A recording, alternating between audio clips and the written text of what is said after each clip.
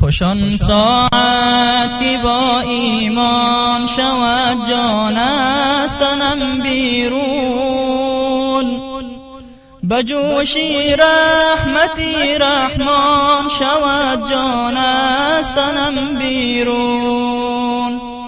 خوش آن ساعت که با ایمان شود جان از تنم بیرون، بجوشی رحمتی رحمان شود جان از تنم بیرون. همیشه آرزو دارم بحین خواندن قرآن، همیشه آرزو دارم بحین خواندن قرآن، بمثل حضرت عثمان شود جان از تنم بیرون. در آن ساعت که عزرائیل گیرد جان بیمارم، در آن ساعت که عزرائیل گیرد جان بیمارم، زبانی من خداگویان شود جان از تنم بیرون. خوش آن ساعت که با ایمان شود جان از تنم بیرون، بجوشی رحمتی رحمان شود جان از تنم بیرون. بسر در راه آن روزم شوم تا عازمی کعبه، بسر در راه آن روزم شوم تا عازمی کعبه، بگردی خانه جانان شود جان از تنم بیرون. روان باشم چو اسماعیل سوی مرکزی مینا،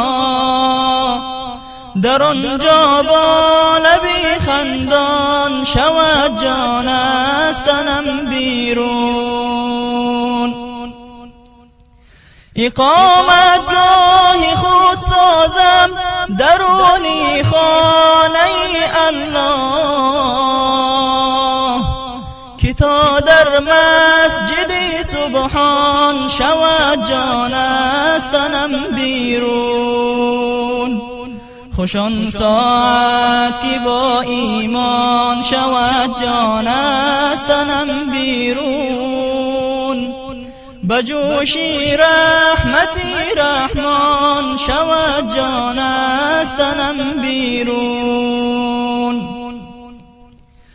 بجانان تا دمی مردن بگویم رب زدنی علم، کتاب و فهم بی پایان شود جان از تنم بیرون.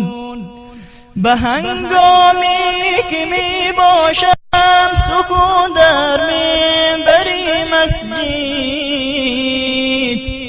مثالی مرغ خوش الحان شود جان از تنم بیرون.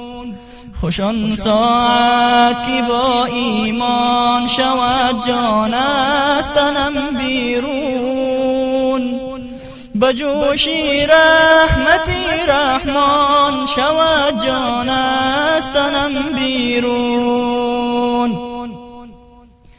در آن ساعت که می باشد سرم در سجده ربی گوی، به چشمم اشک بی پایان شود جان از تنم بیرون. الهی من عزیزی را ببخش از لطف و احسانت،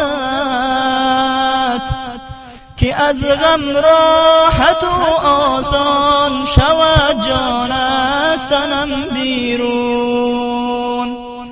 خوش آن ساعت که با ایمان شود جان از تنم بیرون، بجوشی رحمتی رحمان شود جان از تنم بیرون، بجوشی رحمتی رحمان شود جان از تنم بیرون.